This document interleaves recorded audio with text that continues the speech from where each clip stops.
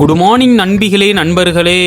உருப்டே ஆவன் சீரீஸோட 2வது நாள் இது. காலையில் எந்திரிச்சு பெட்டெல்லாம் ரெடி பண்ணிட்டு பல் துளக்கியாச்சு. இதுதான் எங்கள் மாட்டுப்பட்டி. நாங்கள் ஃபர்ஸ்ட் 8 மாடு வச்சிருந்தோம். இப்போ நான் மட்டும்தான் இருக்கேன். வால்பறையில் எதுவுமே வேஸ்ட் ஆகாது. எல்லாமே இந்த மாதிரி போட்டு எரிச்சு தள்ளிட்டு அப்படியே ஆப்பத்தை உள்ள தள்ளிட்டு. எனக்கு ரொம்ப நாள் ஆசை கரும்பு சாப்பிடணும்னு. 2 வருஷமா கரும்பே சாப்பிடல. ஏன்னு பார்த்தீங்கன்னா எனக்கு ஒரு ரீசெண்டாக ஒரு ஆக்சிடென்ட் இருந்துச்சு. அதில் பகுடெல்லாம் பேந்துருச்சு. சாப்பிட முடியுமான்னு தோணும் போது தான் என்னால் சாப்பிட முடியுது ஃப்ரெண்ட். அப்புறம் என்ன கரும்பை ட்ரஸ்டைட் பண்ணி முடிச்சுட்டு அதுக்கப்புறம் அன்னதானம் போடுறாங்க அப்படின்னு சொல்லிட்டு எங்கள் அண்ணனுக்கு கூட்டிட்டு போனாங்க. நம்ம ரொம்ப மொக்கையா வரமே அப்படின்னு சொல்லிட்டு திரும்பி பார்த்தா அவங்க 2 பேருமே மொக்கையா தான் வந்திருந்தாங்க. அப்போ கொஞ்சம் ஆறுதலா இருக்கு. கோயிலுக்கு வந்து பார்த்தா எல்லாரும் கோயில் முன்னாடியே ஜாலியாக சாப்பிட்டு இருந்தாங்க. நமக்கு கொஞ்சம் இன்ஃப்ளோரிட்டி காம்ப்ளெக்ஸ் அப்படின்ட்டு சங்கட குஸ்கமா இருந்துச்சு. அதனால நைஸா சைஸா நான் பாட்டுக்கு நடந்து வந்துட்டு யார்ட்டையுமே சொல்லாம வந்த உடனே ஒரு குழியில போட்டுட்டு ரெடி ஆயிட்டேன். எங்கன்னு தானே ஊருக்கு கிளம்பலாம் அப்படின்னு சொல்லிட்டு பக்காவா ரெடி ஆகி பார்த்தா நீ ஊருக்கு போய் சாய்க்கிறதுக்கு பெரிய எந்த வேலையும் இல்லை, அதனால மாவு தின்னுட்டு உட்கார்றா அப்படின்னு சொல்லிட்டாங்க. நானும் முடிஞ்ச அளவுக்கு சாப்பிட்டு பார்த்துட்டு கடைசியில் அதை வச்சு விளையாண்டு இருந்தேன். ஆனால் ஒன்று மட்டும் உண்மைங்க, வால்பாறைனாலே எனக்கு ஈக்குவாலிட்டி தான் ஃபர்ஸ்ட் நான் வரும். ஏன்னா அங்கே யாராச்சும் ஒருத்தருக்கு சின்ன பிரச்சனைனாலுமே எல்லாருமே அசம்பல் ஆயிடுவாங்க. அந்த அளவுக்கு அன்னோனியமா இருப்பாங்க. ஸோ அதனால தான் எனக்கும் ஈக்குவாலிட்டினா ரொம்ப பிடிக்குது.